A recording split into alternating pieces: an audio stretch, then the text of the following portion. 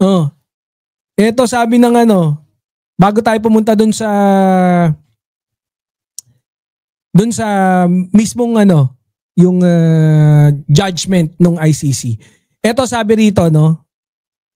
Magandang gabi po sa lahat. Siyempre, pumunta na po tayo dun sa ating susunod na talakayin. At siyempre, shoutout kay Ma'am Bengay. Ma'am Bengay, late ka. Ma'am Nenita Kayabyab.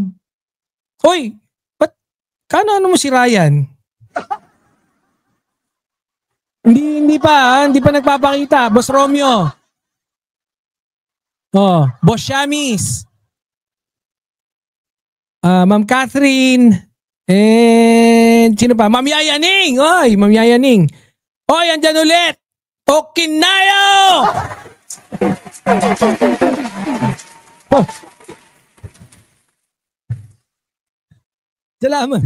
Salamat na marami lagi. Okinayo, nakakadami ka na ha. Thank you very much. We appreciate yung pagbigay mo ng sticker dito sa Birahan PH. Yan. Dito nga sabi dito sa Global Daily Mirror, thank you for praying for our family. Sabi rito, the Duterte family accepts the decision of the International Criminal Court Appeals Chamber after it rejected former President Rodrigo Roa Duterte's 3 grounds of appeal for his interim release during a hearing on Friday, November 28, 2025, Ronald Xiongco, GDM. O yun.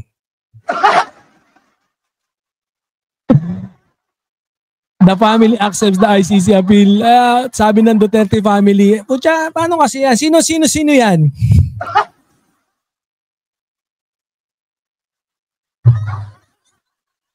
Duterte family, baka mamaya si Aimee lang yan.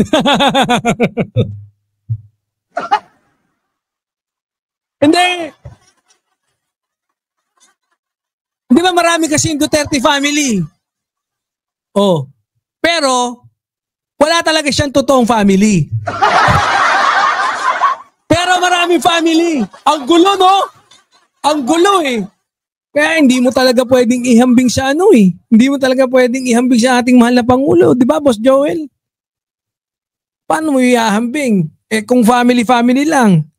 Di ba, pag sinabing first family, ay, patay tayo dyan. Alam mo na kaagad. First family ni PBBM, ay, alam mo na kaagad. First family. Di ba? Felicia, si Congressman Sandro, si Sir Bini, si Sir Simon. Siyempre, yung idol natin, si Madam Lizzie, si Felicia. Sama na rin natin si Madam Imelda. Palakpakan.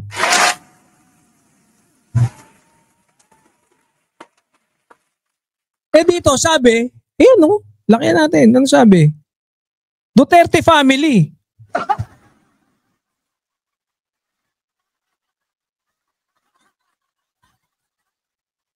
Sinisinok pa rin ba effects natin? Don't worry.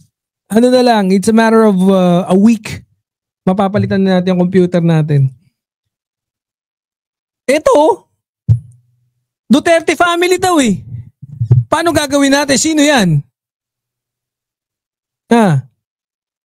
Mamaya si Bongo lang yan.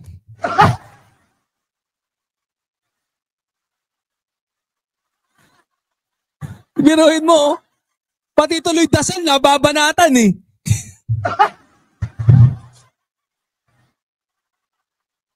Duterte family, paano yan? Ano yan? Team ano ba yan? Team Lapot?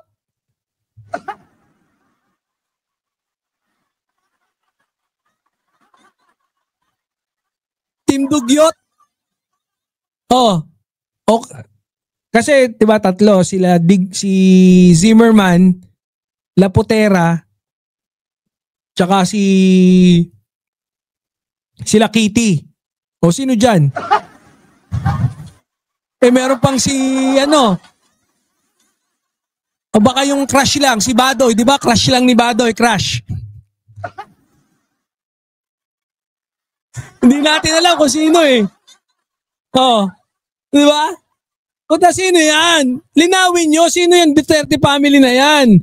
Baka mamaya, malaking gulo yan eh. I-ano nyo, i-itemize nyo.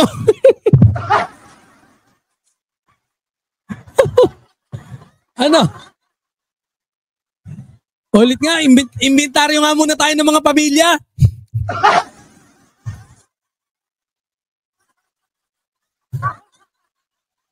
Ay, wait lang.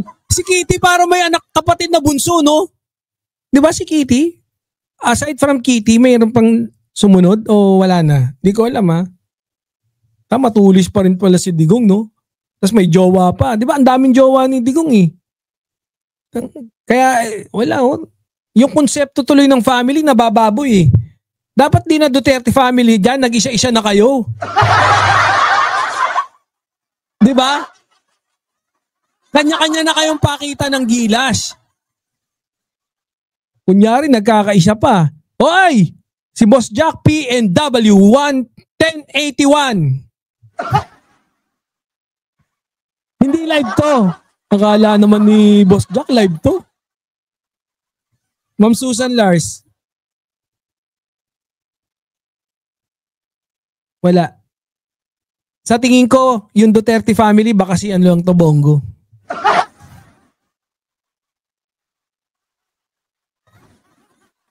No? Si Bongo tsaka si Aimee. Yan ang kinakatakot ko. Malaki posibilidad si Aimee pa to eh.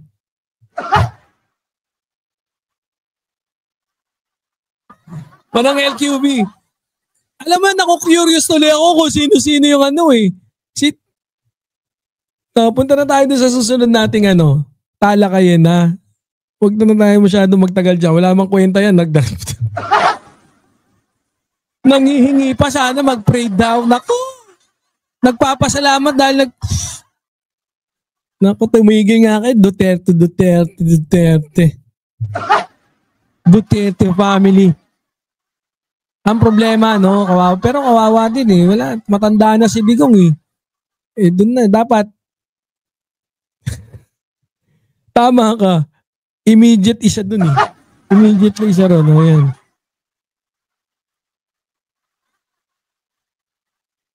Ayan magandang gabi po sa lahat. Pumunta na tayo dun sa ating susunod na talakayin. Bati-bati muna tayo bago tayo pumunta doon talaga sa ating main topic no dito.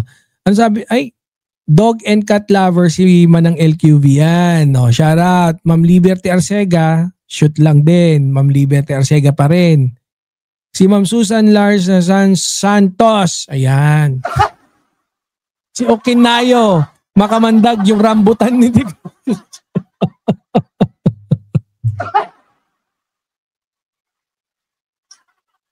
Pati rambutan ni Digong nadamay na. Oh. Bigyan yan ng 500 pang leche buena.